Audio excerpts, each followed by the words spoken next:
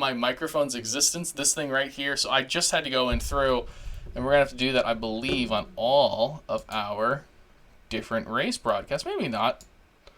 At least once. But I don't believe you guys are getting race sound. We will change that right now. So now you guys can have race sound the way God intended. And you guys can hear me. Sorry about that. I should have double checked myself. I didn't stream last night. That's just embarrassing on my end. Luckily, obviously, you didn't miss much. As you can see on your screen, that's your point standings going into this race weekend. Dustin Matson, still your point leader, winner at Daytona. Has been very, very strong this year. 2 wins already. Has the most wins. Actually, the only driver with multiple wins so far. But now we come to a road course, a favorite track for both myself and my co-host, who I think you heard him talking. He will be joining me at some point. We're both trying to work through technical difficulties. Jesse, are you here now? All right, that's great news. We are all here. We're all there. Yeah, Jesse, it's fun how things work, especially with Windows. I don't know if you've ever had a Windows update where it's one of those, like, you must update this second and it takes hours to do.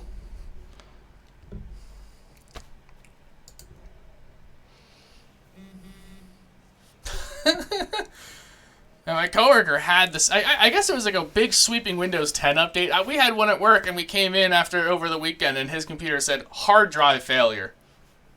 So, yeah, we had to figure out what hard drive failure meant, and apparently it meant reset the computer. I discovered that my blue microphone, my blue Yeti, didn't exist on my computer anymore, and neither did the drivers for it. So I had to unplug it and then replug it, and it works. So that's why you guys couldn't hear me, and then when you could hear me is because I had changed the sound settings so that you could hear the Logitech up there pull through. It's convoluted. It's crazy. So's the Roval, and that's where we're at right now, and that's where we're about to race. So I will take you through the field while Jesse gets closer to joining me in the broadcast booth. Jesse, once you get in here, man, I have an exciting paint scheme for you to look at. He hasn't logged in yet, I don't think. Where is he? Yeah, he hasn't grid yet, but there he is. When you get in here, look for the 79 car of Lee Olson. The car is very exciting. And again, we are live. Everything looks to be ready to go. Again, I apologize for the confusion and the convolution that started this broadcast. I'm sure that wasn't fun as a viewer to suddenly not have sound and then suddenly have way too much sound.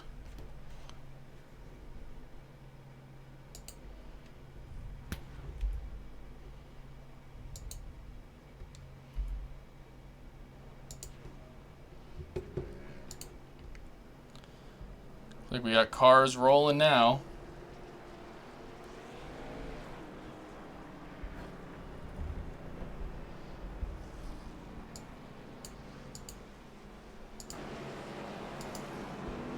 It was a nice surprise this past summer. But the Roval is definitely one of my favorite tracks. It's very, very aggressive. It drives a lot like a short track. If you're familiar with the Daytona road course, this one handles like a small version, or races like a small version of that. Very aggressive in the infield, where you can make a lot of time, and the oval, where you can lose a lot of time if you don't get those exits and those chicanes correct. When you look at a field like this, though, 17 cars, not the biggest field that we've seen this year. I think it's actually the smallest field we've had, but not surprising when you go to a road course and you allow drop weeks. Is there any particular driver in here that you look at that you think, okay, this is their opportunity to get that win. This is their opportunity to maybe get their only chance at getting a win this year. Is there any drivers that you think this is like their shot? This is AJ Allmendinger's shot, and they're going to play the part of AJ tonight? I think Aaron Corey probably has the best shot at pulling off something like that. We've seen him qualify up front in the past couple weeks, but he hasn't been able to stay up front. Like, over the long term of the race, there's guys that just end up being faster, or like having a different strategy and getting up front at the end. But if Corey can keep it up here, I don't think there's cautions for these guys, at least not traditionally on road courses in I think we rate 3 to 5 laps. We'll be seeing a lot of something cool from him. All right, well, we're going to go through your top 10 here before they get started. They're about to go through the final chicane, so we have a little bit of time yet. Front row, on the inside, we mentioned pole sitter Aaron Corey, the only car to hit the 1:20 or 1 minute 20 second bracket. On the outside of him will be Jared Ziegler in that Halloween-themed number 57. Then on the inside of row number 2, I'm showing Dustin Matson in the 13, and the outside of him, the only driver who's has been on the track for as many laps as him, Caleb Nelson in the 07, and then the last row that we'll cover here before we get started is Antonio Bianchi and the 48 of Smorl, who's been very strong 2 weeks in a row. Smorl has had some good runs in that 48 car, qualifying 6th here. All right, Jesse, you're a road course specialist. I'll let you take over the first lap here. All right, Porsche's going to come off the corner here, and unlike in real life, we're actually going to take the chicane with these guys side by side. Usually everybody launches off that corner to get the best hole shot for the leader. Green. And they get the green flag. Corey's going to take the chicane full speed and come off the corner. Everybody looks like they're clean. Coming through the front straightaway, down into turn 1, the heartburn turn. Really fast on a restart. Looks like everybody's going to get through it clean. First 3 or 4 cars are single file coming down through turn 2 and turn 3. We're in America, so we name all our numbers after corners. Not quite sure why. We don't get those cool long German names, but we don't. Back down to what I call the mini backstretch. Tearing ass down to, 1, 2, 3, 4, turn 5 here. Really off camber. If you touch that paint, you can get a lot of turn, but you can also wreck really easy. Side by side, the 29 and 48 coming through here, really close. 29. Who is that? Oh, it's the 95. Sorry, I lost track of cars switching around on me here on the running order. Going down the backstretch though. Going to the chicane for the first time. I'm looking at the 48 here, catching some curb. I'm 3 wide challenge for the lead. Big moment. Aaron Corey hit that first chicane very hard. He ended up skipping his car into that wall. That chicane really happens fast, and we'll see how that changes things. Corey losing the lead on the backstretch chicane. We have 3 cars under a blanket as we go into the heartburn turn the second time. And Jesse, contrary to popular belief, I think we name a lot of the corners at this particular track. We got Heartburn Turn, and then right here, this is what I think everyone calls Bank of America. Oh, I actually haven't heard it called that once. Oh, well, Bank we of were America calling complex? it. I think that's an iRacing slang because of all of the logos everywhere. We'll have to That come makes up with sense. names for all of them though, because there's not too many corners here like we were at Spa, but each corner is very unique. As we see Corey now, man, it's always heartburn. There's some heartburn at every corner, and he found it on the backstretch chicane, not in turn 1 this weekend. Yeah, the backstretch is deceiving because they have those markers lined up for I don't know if they go by yards or meters or seconds there. But they're deceiving. I always start slowing down a little bit early, like almost right where the dash lines for the backstretch start. And I almost always, unless I'm really under pressure or something, make that turn. I remember last year I actually got run over by a lap car entering because he didn't expect me to be, he didn't expect my braking point, which is going to be a huge thing as this field strings out over 35 laps. One of the things that we are seeing early is the 13 car of Matson has definitely been one of the strongest cars this year.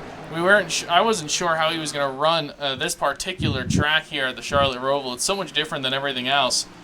My pick to win this thing is the car who started second, still running second. That 57 of Ziegler dominated the Sims 2 Series Cup Series at the Charlotte Roval here, but he says he actually really hates this track. This is not his preference when it comes to road courses. He would rather have something more like your Spa or like Sonoma, very technical tracks with very sweeping tracks, tight corners, and and off-camber corners like this don't really do it for him. That's really interesting because there is different styles of road courses. I've heard a lot of people don't like the Roval style, and I don't really get it because the turns are essentially straightaways. So maybe they don't like this one specific Roval because a lot of people obviously love the Daytona road course. So yeah, road courses are very different. I could see why you wouldn't like this one, but Sonoma is actually pretty similar. So I don't know if you would enjoy Sonoma. Unless he's talking about last year's version of Sonoma with those longer turns through the infield. The classic Cup layout is a very technical, very similar, and at least in my opinion, to the Roval here. Yeah, this Roval is so much different than Daytona, but it's similar but different. You know, it's certainly different, more different than maybe Kansas and Vegas are in contrast to each other, but to me, this track is so much more about patience, where I feel like, especially through like the infield part, there's a lot more patience involved here than at Daytona. I found that at Daytona you can be very forthright in your attacks through that infield section because of how tight the corners are. At this Charlotte Roval, it is so easy to find yourself off track, and off track here means into the wall. Yeah, you really have to. I mean, you can drive the car, but you have to wait for the car to get through certain parts of the track for it to finally react to the thing you plan to do next. Like, oh, the 13's around! The 13's around right in front of the 57 and the 44. We are on board with Corey right there. You can see the damage on his hood. A big-time mistake by the 13 car. He gets it rolling again. He's back in 7th place now. This Heavy is a pressure battle going to the for it. chicane here, too. Smorl gets back around Stephen Mioch once again. He'll put himself, I think that'll put him still in 6th, and Matson only falls back to 5th. So not a race ender for that 13 car, but certainly a lot of time lost. He had about a second lead and suddenly has an 8-second deficit now on the cars ahead of him, and you wonder how that's affecting his tires as well. That's always something else that you have to think about here. Tires do matter at this Charlotte Roval, and how you use them and how you maintain your car throughout a run is very important. Absolutely, and just as we saw, any driver at any time could spin out. Like Matson's been one of our top drivers. We see his car every week, and he spun from the lead early in the race. So we don't know what's going to happen in this Roval, just like in the real one. One guy. The tires are going to be in really bad shape though after something like that. That 44 car locking it up once again under some serious pressure from the 51. I've been watching that 51 car. He's been very smooth lap in and lap out. That's Antonio Bianchi, who had such a great race last weekend, was one moment away from winning that race at Talladega last weekend. If his teammate had ran out of fuel a moment later, he could have passed his own teammate for the win. Had his teammate run out of fuel a moment earlier, he would have been able to avoid his teammate and then take the win. It didn't work out for him. He ended up shoving his teammate to the win like it was Ricky Stenhouse Jr. at Iowa, and he was Carl Edwards shoving his teammate across the line, basically, and came home a very close second. Right now, he's driven himself up to second from his 5th place starting spot. Ziegler's hard into that corner. He almost overdrove that. All of the leaders got really, really deep into that 5 and 6. I found that you can be aggressive in some parts of this track, but the entrance of 5 and the entrance of, I believe that's corner number 3, are not places you can be aggressive. Yeah, if you back it up or if you go into the corner just a few feet further, if you push your braking point or if you get a little greedy with it, you can go off track, you can spin out, you can end up in the wall over there, the tire barrier. It's going to be a bad time. I noticed testing when I was first, getting back warmed up with this car and the current setup, that area is like, man, I don't know how they got through that in the rain. Like that was such impressive driving. And Matson went around again.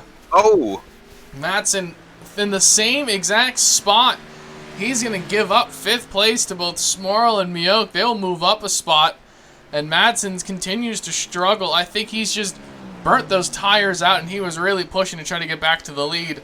He's not going to have a shot now. He's got to lick his wounds, and he's got to just kind of pace himself here, because otherwise this race can get away from him very quickly, like it did for the 79 car. The 79 just chased Elliott into the heartburn turn.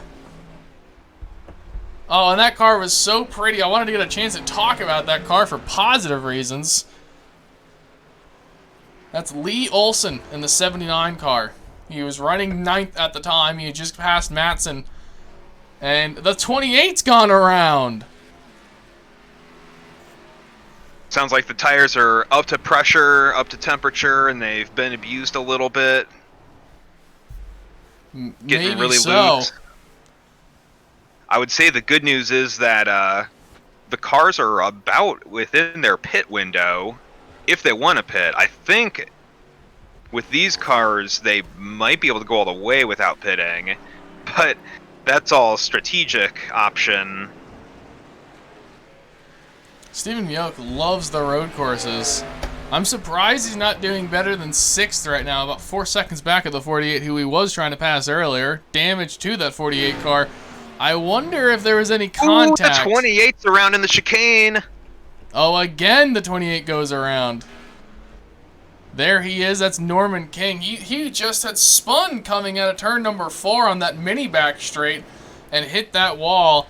And he continues to limp it around. He has not had the most stellar of seasons this year, as you can see on the point standings we'll bring up for you right now. Norman King lost 4 positions last weekend at a dismal Talladega. Now back in 16th place in the point standings and not doing himself any favors right now with those 2 spins.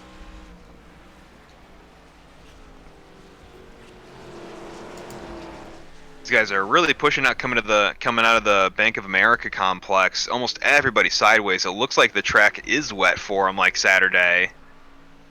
One driver we haven't talked about much. You mentioned Newbigging had spun in that 29 car earlier. It got in contact with somebody. He is really struggling right now. Currently the last car in your line here.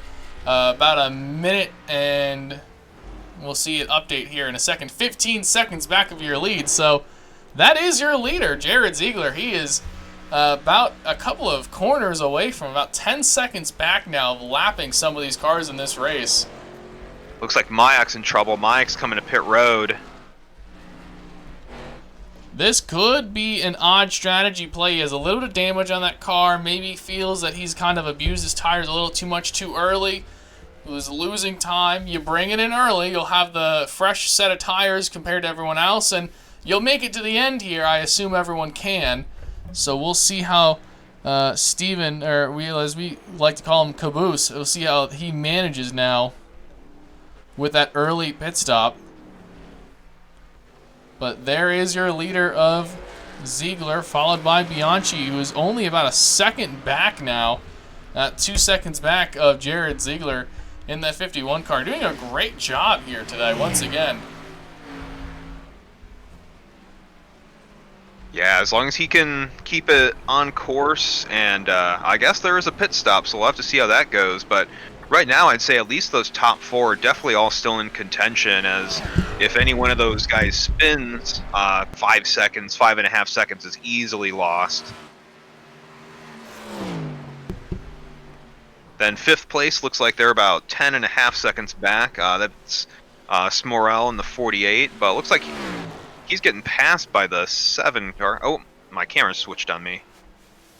I found that that Smorl's got a great strategy going into this race and going into many races, and that's to survive. He's not putting down amazing laps. He started in 6th place. The only car he's passed so far has actually been the 13 of Madsen. All the other cars that are ahead of him started the race in front of him, so he's not being passed by anyone. No one behind him's passed him, and he's only had to pass 1 car, and that 1 car made a big mistake. He was passed by Stephen Mioch, who's now fallen back outside the top 10 when he took that pit stop. And but he had already gotten past Mioch before he even took that pit stop, so he's comfortably in the top 5 right now. There's about a 9-second gap on our biggest mover of the race, and that is the 47 of Herzog, who, for credit to that 47 car, he's not necessarily putting down impressive lap times, but here's the thing. He's putting down consistent lap times, and I don't see any damage to that car, do you? I saw him a couple laps ago and I couldn't see anything on it, and he was in the middle of making a pass, so yeah, I think coming up from 15th to 6th, that's a pretty good run in just 10 laps here at the Roval. I was talking with him, or seeing him having a discussion in the Discord, and his strategy was just kind of doing this. Hey, I want to keep my car under me. Hard in the wall, the 29. New bigging hard in the wall at the beginning. Oh, in front of the leader! Ziegler checks up. He's really sideways. Big time moment. Oh, he's going to go around again, maybe. That's the 29. He is really struggling, as we mentioned that. There's the 57. That's your leader. No real damage to the 57 car. Doesn't look like it's affected him in terms of lap times either. I think the 51 kind of anticipated them getting together even. And because you can see how close they get to that wall. But no damage to either one of those lead cars. As they managed to get through that. The 29 car, no front bumper left of that car. He has used all of that car had to it up already here in this race.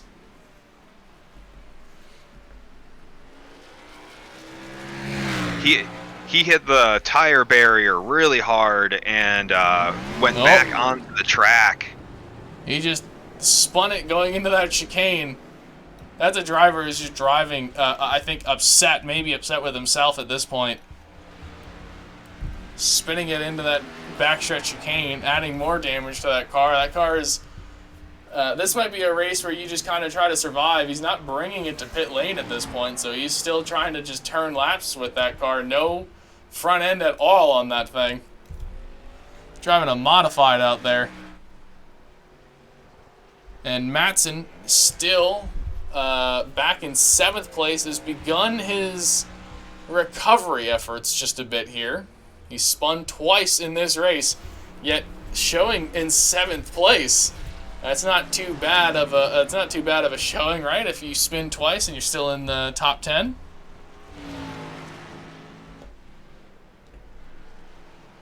Like some of the, I watched Mayak fly by Robson in the 37 going to the backstretch chicane on new tires. There's definitely a difference on that fresh rubber. He's running about 0.7 of a second faster than your leader, but at this point, I don't foresee him being able to make up the deficit that he had on the leader. So even if the leader were to pit at the very end of this run, the 95 would not be able to find himself in the lead, but you could find yourself in a position where maybe you get a top 5 out of this thing because of your fuel strategy. He had pit from 6th place, currently shows in 11th right now.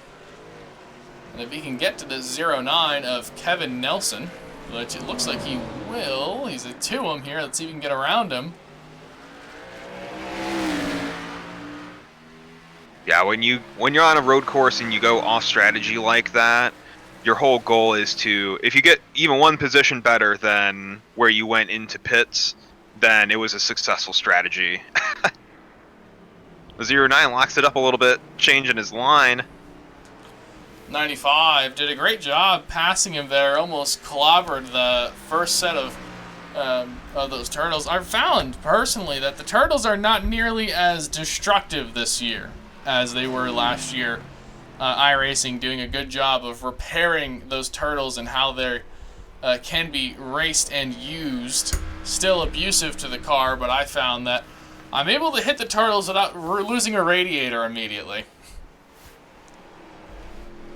Some of them, I think what they've done is made them more realistic, because the ones on the back stretch and the front stretch chicane are really nice, but turn 1 is just a huge turtle now. And same with the Daytona road course. The added chicane before the pit road entrance, that one is a just mountain in the racetrack. I'm not sure how. Like I thought they had changed it and made it more unrealistic. And then I saw the race, and I was like, no, that's exactly what it is. Big moment there. The 38 car trying to let the 48 by, miscalculated his entrance into the chicane. No damage to either car. 38 still kind of putzing around out there, doing a good job to have a clean race car right now, and that has given him a 16th place right now, but he is a lap down and far behind these leaders. Speaking of, the 51 is starting to fall back now, continuing to lose ground on the 57. Starting to creep up now is Aaron Corey. And I'm also seeing Caleb Nelson and Smorl. They're kind of creeping together too. That second, it's almost like a group now. It's almost like you have your lead car and then you have a little bit of a cluster of cars together here. At least this is the closest we have competition-wise to each other. Yeah, Caleb Nelson's actually gained about 2 seconds on the leader himself. Big moment there. 7 car is stopped on the track. The 51 car is driven straight through that chicane. He has to give up that time now on the straightaway, I assume. He's not really losing time. He actually gained time driving straight through that chicane. I imagine that the give up clock has got to be going off in front of him right now, right? Oh, for sure. But it's much easier to visualize your time and math and all that stuff rather than guessing it like you used to have to. So it's a lot easier to give back that time to the sim when you make a mistake. And the 50 Bianchi is almost wrecking off of turn 4. Well, there's a great way to give that time up that you have to give up in the chicane. Oh, he's so close. Almost touched the grass. He's taking that car to the bitterest of ends right now. He got so close to hitting the wall a few times. Let's see. Oh, good through 6 and 7 now. Back on the racetrack. This is the oval surface here. This is oval 1 they're going through. That grass in the infield has a gravitational pull. If you touch it, it'll pull that car out. 51 car really, really loose under braking. I think he used those tires up trying to get to the lead. Curve there. Good run. Behind him, Smorl and Nelson running consistent lap times into the pit lane, and locking it up is Jared Ziegler, so he's bringing it in early, lap 14 here. No one follows him in. Aaron Corey stays on track, and he will take the lead here with Bianchi hot on his trail. Pole sitter finally leads first lap. I believe it was the first lap. Well, he didn't actually, fun fact, he didn't cross the line first. Ziegler is shown as the leader. He lost to Ziegler, entering his pit box by 72 thousandths of a second. So Corey still yet to lead a lap in this race, at least by our standings up here for the fans. And I think Bianchi's trying to keep him from leading it because he still hasn't done so yet.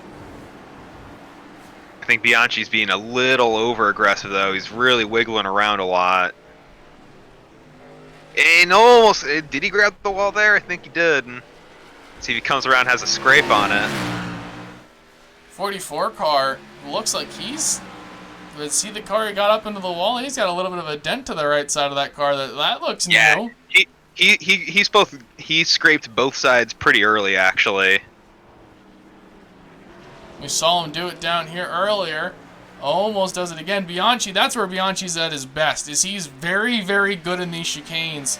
Though he had missed the chicane a couple of laps ago, which is what gave up the spot, he's been very, very strong here. He's going to sit him up here. Oh, Corey's going to pit. And Corey's going to pit. He hasn't led a lap. Oh, no. And Caleb Nelson behind him. Smorl as well has come into pit lane. Herzog stays on the track. Matson, who spun, stays on the track. And there is Jared Ziegler, Brian Ziegler, and more still on the track. And here's the thing. Your leader, Pitt, and he is going to cycle in 7th place. He only fell back to 7th place. He'll likely now pass all of those cars still in pit lane, as he does easily and is going to really pull away from him. Jared Ziegler will find himself very quickly in a huge advantage for this lead now. Now I question if they're able to go all the way on fuel, do you pit at all? Well, if I'm one of the cars on the track, like Bianchi, I only have a 7-second lead over Corey. Now, of course, that's going to update here when they come around. I'm showing that he's got about maybe 45 seconds of a lead, though I think that's kind of, or 20 seconds. Sorry, it's 20 seconds of a lead right now on Ziegler, but that's gonna be dropped quickly here. I did the math. It took him 45 extra seconds to pit, but of course he already had a pretty good lead on these cars. Herzog is fighting with Ziegler going through oval 3 and 4.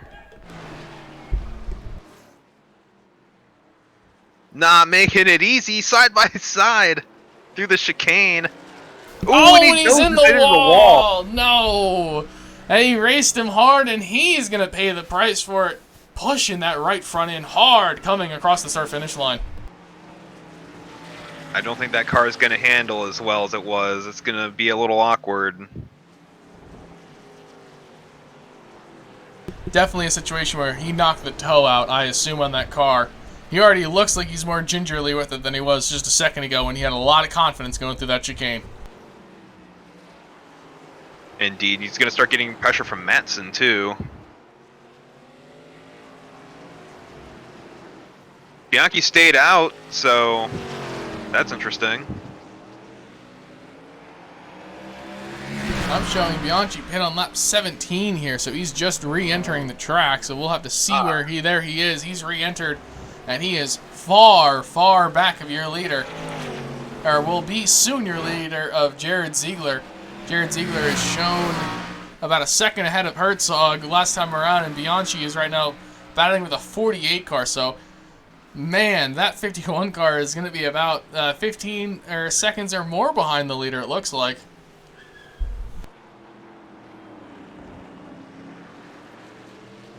Yeah, when I saw him sliding around like that and staying out 2-3 laps after Ziegler came in, it's not a good sign.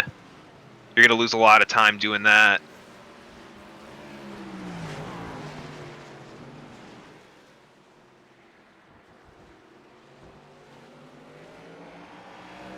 Yeah, Bianchi's really, really aggressive on those curves. That's what I'm a fan of.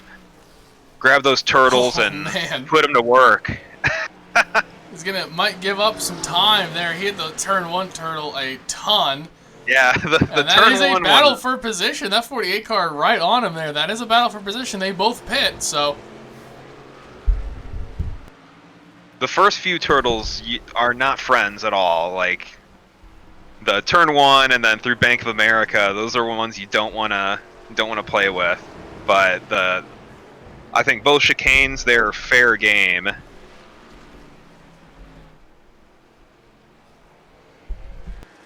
'79 car pit on lap 14. He chased Elliott at it times 10. Maybe it's better to say that he Brad Keselowski'd it into turn number 1 and went straight into that wall. No hood on that car. Obviously didn't spend any time to get the hood reattached to the car. Currently running 10th with no hood. It's kind of the thing about some of these road courses, like a lot of guys don't run them. They'll use them as drop weeks, so then the fields are smaller, so it guarantees everyone a higher finishing position by default. So even if you have a lot of damage, like we're down to 13, 12, I mean soon it's just going to be 11 cars on the lead lap, reasonably speaking. Then suddenly you can just have a top 10 with a car that's half laid out on the track. We're showing that's Levi Opitz and that orange and blue car. Car looks very clean, to his credit. He's kind of playing the slow and steady game tenfold. Showing about a minute 25 as his best lap last time by. So Leader is running a 123.2 for some comparison here. And the car who hasn't pit yet, in Matson, he's running 125s. So he's actually running a little bit faster than Matson's running a little bit faster than Levi Opitz is, even though Levi Opitz has brand new tires on that car. Oh, Herzog missed the backstretch chicane. heavy pressure from Aaron Corey. And Herzog, he is yet to pit. He is actually still staying out on that first set of tires.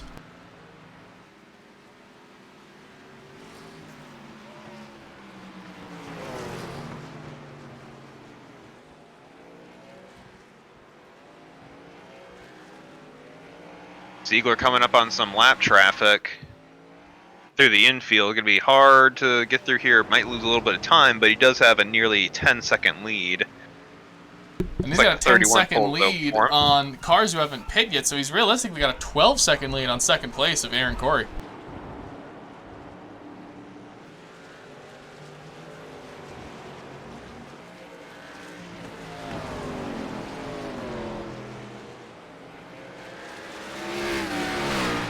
Some door damage on that 57. Not sure where that came from.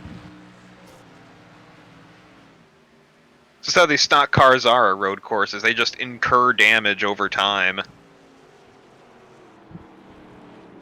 Sometimes just from the curbs even. I know at Sonoma in real life when you, if you get too low in the chicane, or not the chicane, but the hairpin, you'll see a lot of cars with red and white marks across their doors from getting next to the tires there, the tire bundles. That's when you know they're pushing it.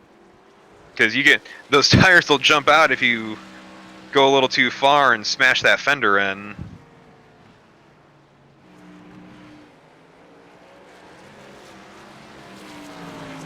Sorry about that. I had a bit of a disconnect there on the microphone.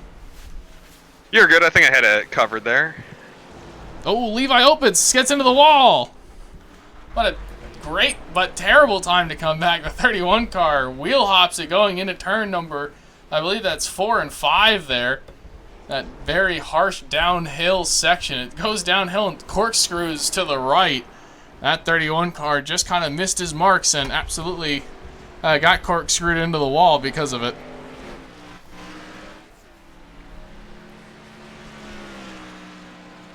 Battle for second and third and fourth shaping up here. Caleb Nelson's catching Aaron Corey. Matson's still able to hold him off on the old tires. Matson and Herzog are both still out there in their original set of tires, losing a lot of time, but I'm not sure what their strategy is. Is it to kind of run it out to the very end and have the best tires at the very end of this race? Oh, the 13! And he clips the 44 as he did it. So lost time there, and Corey adds more damage to the left side of that car. Caleb Nelson licking his chops. He is closing in now. Fun fact, Caleb Nelson, second in points, is the only car other than Dustin Matson to complete every single lap run this year. The 13 and the 07 have run every single lap there was available to run so far this year. And they both stand 1-2 in the standings. Here comes the charging Bianchi now. He's starting to shape up into this. So it really is your race leader. And then about 13 seconds back, a big cluster of cars from second to about fifth battling hard. For a little bit further back, this is the 48 of Smorrell. He's going to get to the inside of the 47 and accelerate away, it looks like. Well, crossover move. 48 gets a little bit loose, swings that back end out, and completes the pass. So the 48 car, he'll move back into 6th place where he started this race, and he looks to gain some more positions as this race goes on.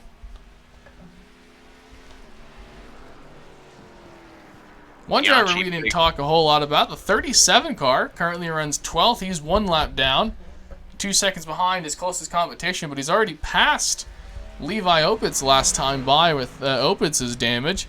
There's another car who's not necessarily running very quick lap times, but that's a clean-looking race car.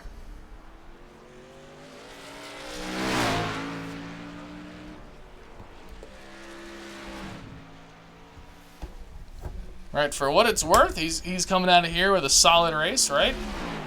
That's something to put your hat on. No doubt. Anytime you can come out of a crazy track like this with a solid run, it's a good day. Ooh, Bianchi goes really wide in Bank of America. Herzog finally comes into pit lane. There is Bianchi. Bianchi's got a little bit of nose damage, and he has been really taking that infield section very wide, very fast. And here's the thing, you can take it wide if you're under control. I'm just not convinced that Bianchi's been totally under control every time he's done it. He's been pretty sideways quite often, for sure.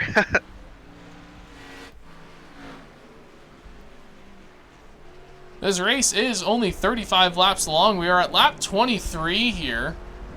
And that is important to take note because being on lap 23, we only have, 12 laps to go next time around. This time around, as he just hit the start-finish line. So we're closing in to the end of this race already, and there's a couple of cars who have either just pit or still haven't even yet pit.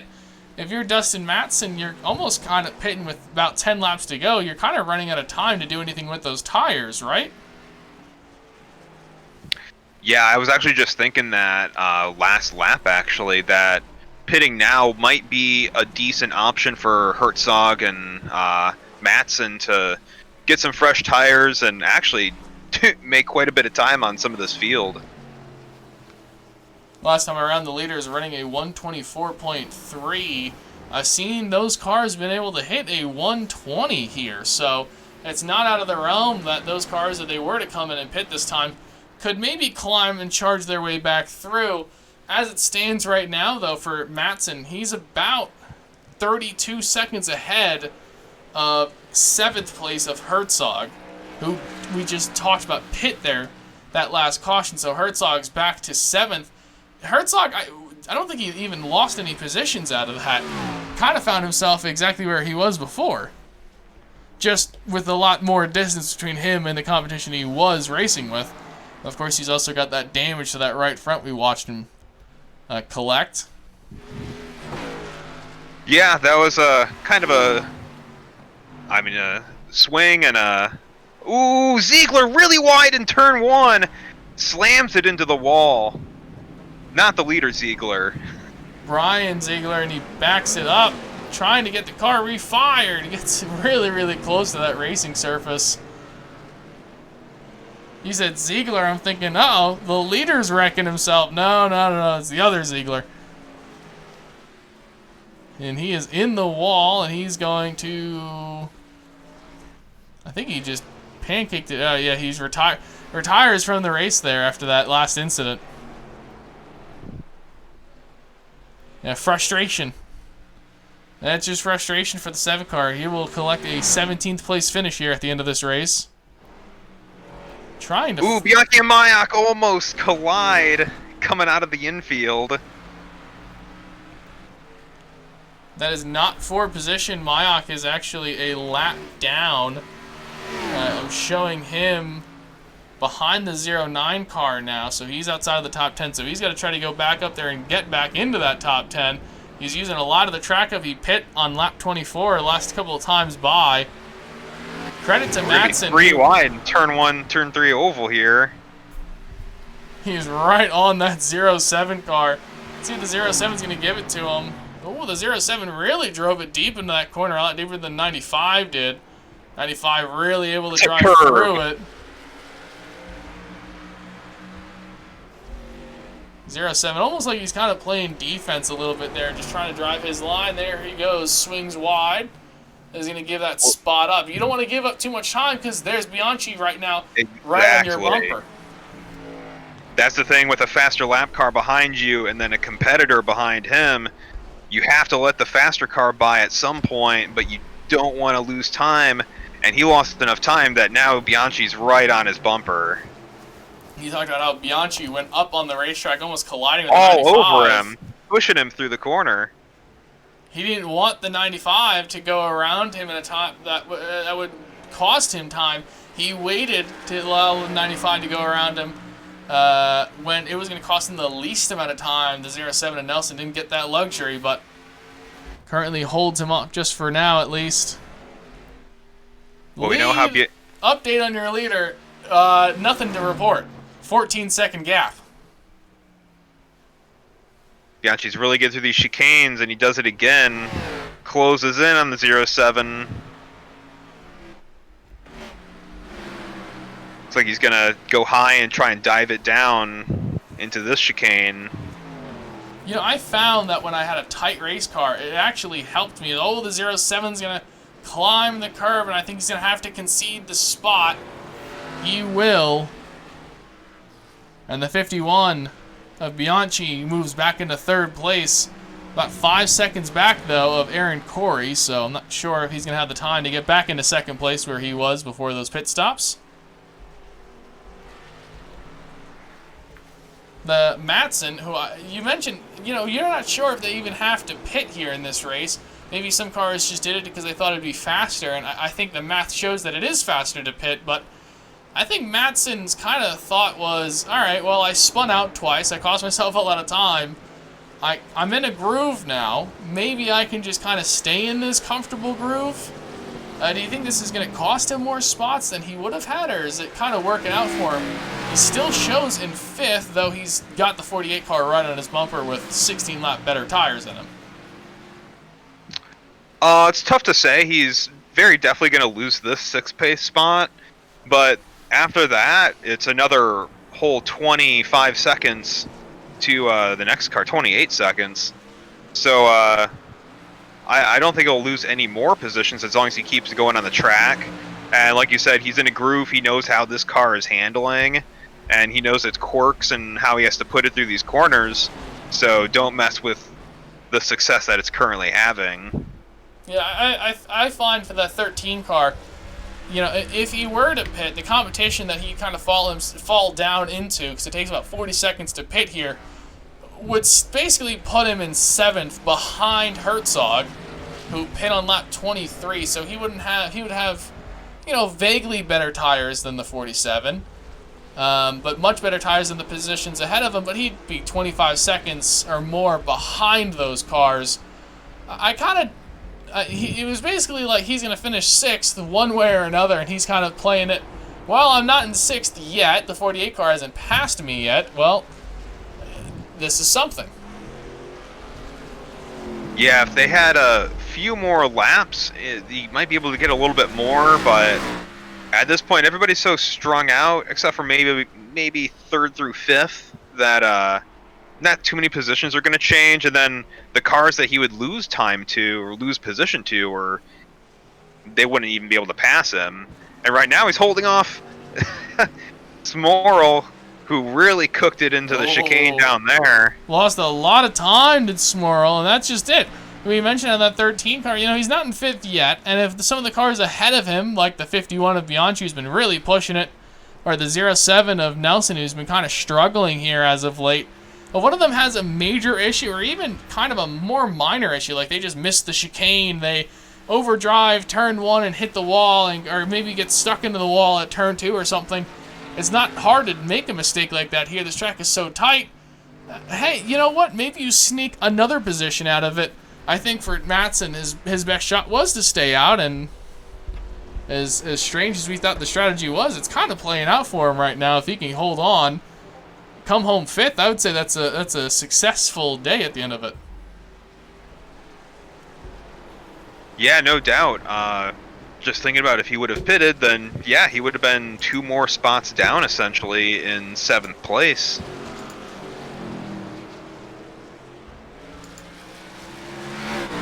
This group up here though, 3rd and 4th, that might change around. Or, oh, I'm sorry, Bianchi already passed Nelson, that's right. 2-second gap there now.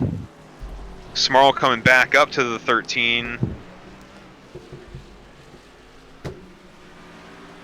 That's where the new tires really show how much better they are, is in those chicanes. You can just take it, just so much more grip for braking, and then keeping those 2 tires planted when you have the other 2 up in the air. It's really helpful. They're going to come up with some lap traffic here. That's the 38 car and the 29 at the same time. At middle 3 there for just a moment.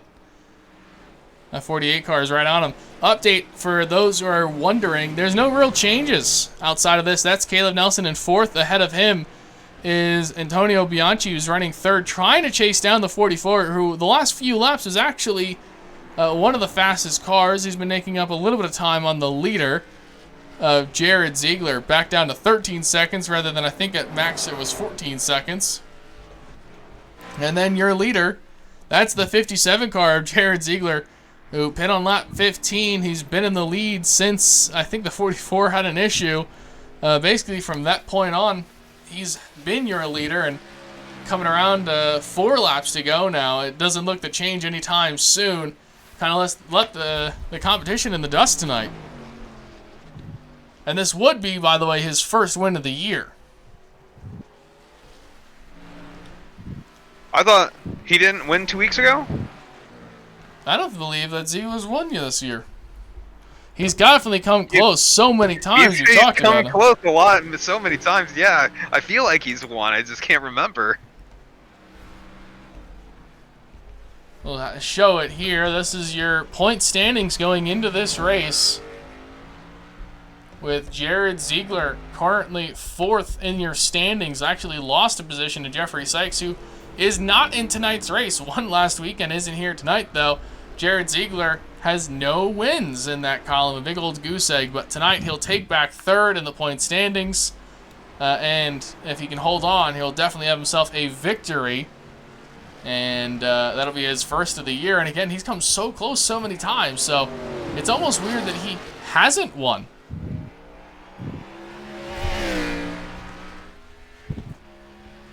On screen right now, that's Steven Mioch, who currently shows in 9th place, about 16 seconds back of the next competition of Marshall Newton. Running about 2 seconds a lot better than him, but he's going to run out of time to make any position, to advance his position at this point. So he'll finish likely in 9th. He's got a good gap on the 09 behind him. Aaron Corey, talked about him, 13 seconds back, 13 and a half seconds back, and now growing once again on Ziegler. And behind him, Bianchi, who's been your fastest car on this racetrack once again. 124.8 last time by, and this time by, we'll see if he can match it. And he doesn't match it, but he's still the fastest car out of your top 3. So really chasing in Corey here in these last final laps of this race. There's Matson. He's holding on to 5th. He has really done a good job of holding off Smorl, who missed a chicane last time by. That is why that gap has increased so much. His lap time was not registered, meaning he had cut the course at some point, had to give that time up. If you're ever wondering why you don't see a lap time, that is usually the culprit, that they had some time penalty to give back. So Matson, on his I'm never going to stop for fuel strategy, still continues to hold on to 5th place. A little bit further back, that's Kevin Nelson. He is now in 10th place, 1 lap down. New Bigging, currently 15th. At this point, will not finish dead last, which is, with that car's damage, kind of a success, I would say. Yeah, that's impressive. He hit the wall a ton. Now this right here, that 79 car, believe it or not, he is in 11th place. That 09 car directly ahead of him. This is for position here, so this is one of the closest battles we have between any 2 cars on the racetrack, is the 79 and the 09. Further back, that's Levi Opitz. He's 12th, 1 lap down. That's Herzog, currently running in 7th place. He had driven up to 6th place at one point. Stayed out for a really, really long time. He's got a really beat-up rear bumper on that thing. And I think I've talked about at least everyone at least once, for one reason or another. But this is the man of the night right here. This 57 of Jared Ziegler will finally get the job done. Has been so close so many times this year. And if he can just hold on for 1.5 more laps, he'll have himself a W tonight. Yeah, looks like clear track out in front of him. Got past the last lap car a little bit ago. Shouldn't be any problems from here on out. He's just on a rail from here. I love that that Halloween theme to his car. We're on board with him, and there's that the spooky ghost on his name tag. You can see this is a lap around. This is the money lap for Jared Ziegler right here. 1 lap to go. 35 laps is all we're doing here tonight.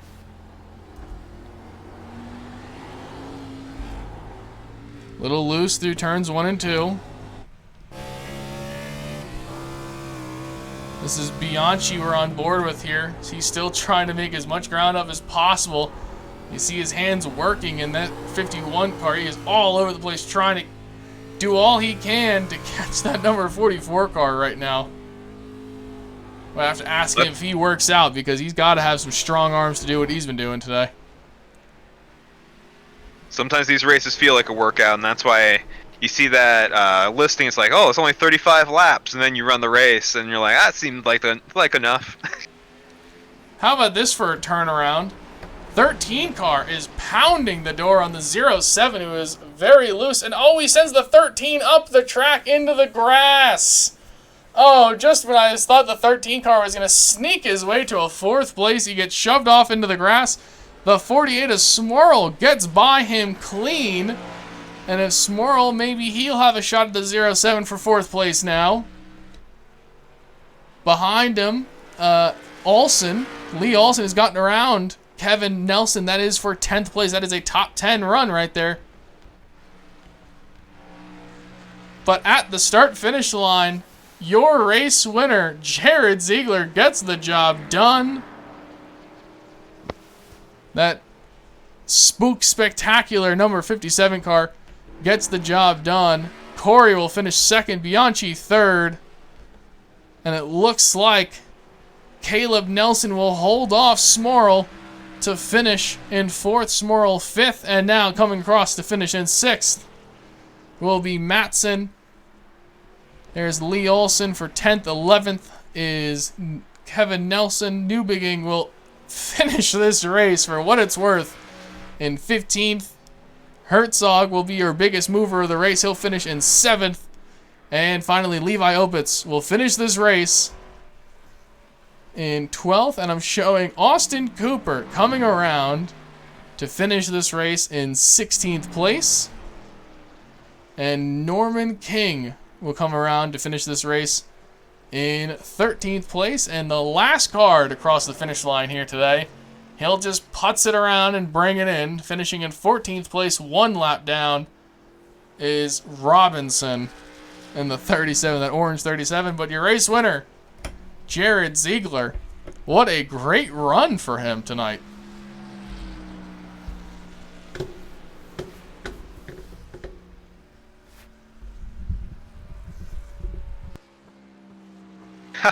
Matson just said that the car sputtered across the line.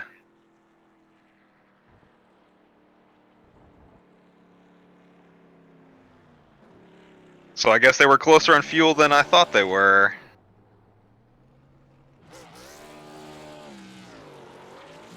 As Ziegler burns it down at the front straightaway. Speaking of Ziegler, we have Ziegler in our broadcast booth. Jared, you come across the start-finish line to win the race today.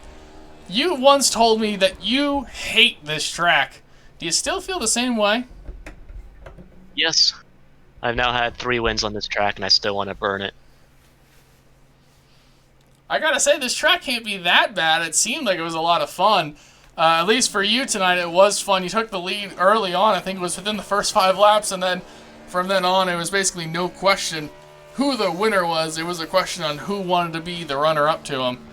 But you get the job done. This is your first win of the year. Do you feel like it's kind of the breakout win you needed? Yeah, for sure. Hopefully I can carry the momentum with me.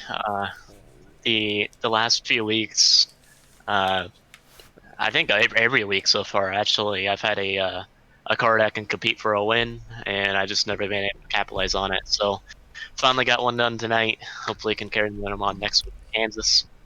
Had this one circled on the calendar. Might hate the track, but it's a road course, so I still had to circle it. So had this one circled. Glad we got it done with, but glad we came out with a good finish.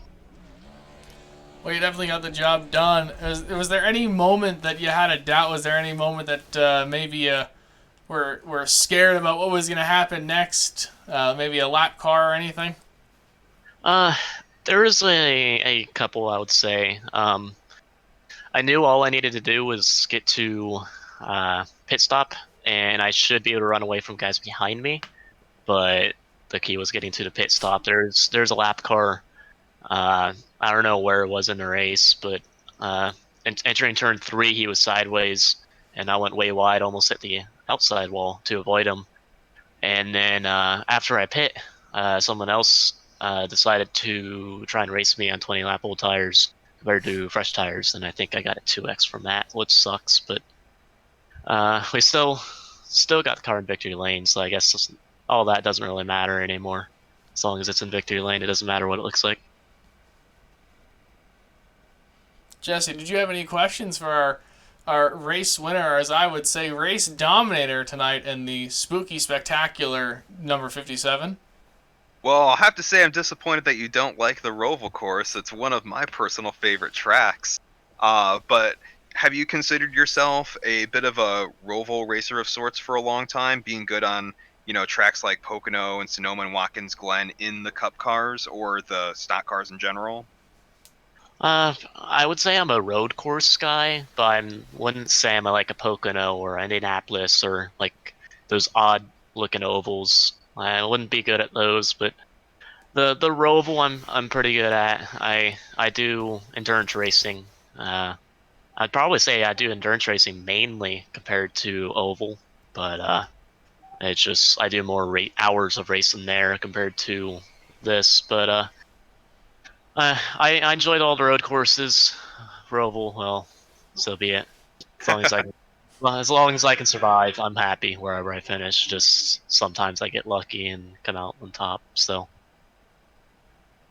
Well, you had a great run tonight. And again, that is Jared Ziegler, your race winner in the number 57 car, we were speaking to there. First win this season for Jared Ziegler. We now have 5 different winners across 6 races so far this year. Next weekend, they'll take on Kansas Speedway. When we come back, we're going to talk to our runner-up finishers of Aaron Corey in the 44 and the 51 of Antonio Bianchi. And just a moment, we will be right back.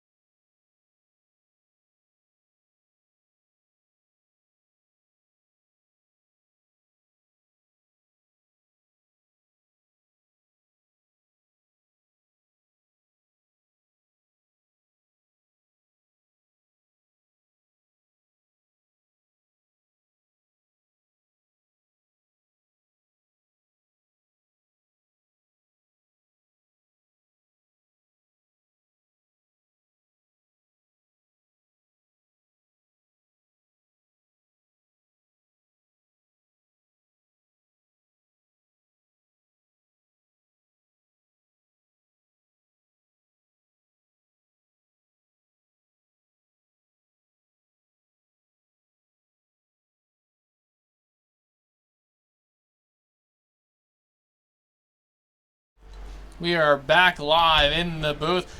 No word on Aaron Corey's second place finisher, but Aaron Corey in the 44 did a great job. Tonight, we do have third place, second place from last week, third place again this week, Antonio Bianchi. What was it like out there, bud? It was crazy. I was trying to reel in Aaron at the end there. Actually, I'll start with the beginning. So I was sticking with Jared pretty good in the beginning, but I was driving pretty hard, to be honest with you. So I kind of burned up my stuff right away, and then he pit pretty early too, so that got him a bunch of time there. But as we got towards the end of the race there with Aaron, I was trying so hard to catch him, using like the whole track, every curb, all that I could to work that wheel, and I could not get there to save my life.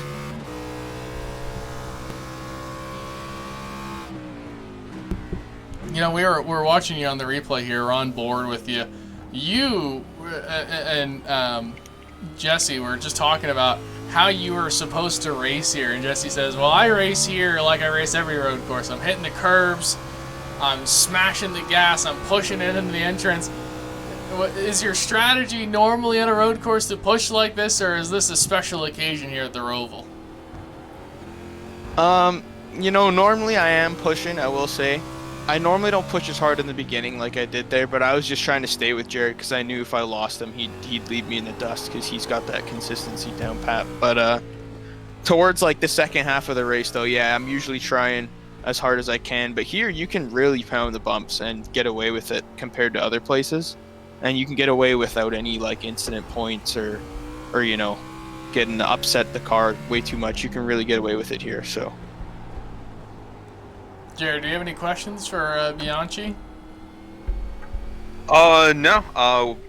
Like I said when we were talking, he kind of races these courses like I do. So, do you think are you looking forward to next year's like overall schedule with so many road courses being in it?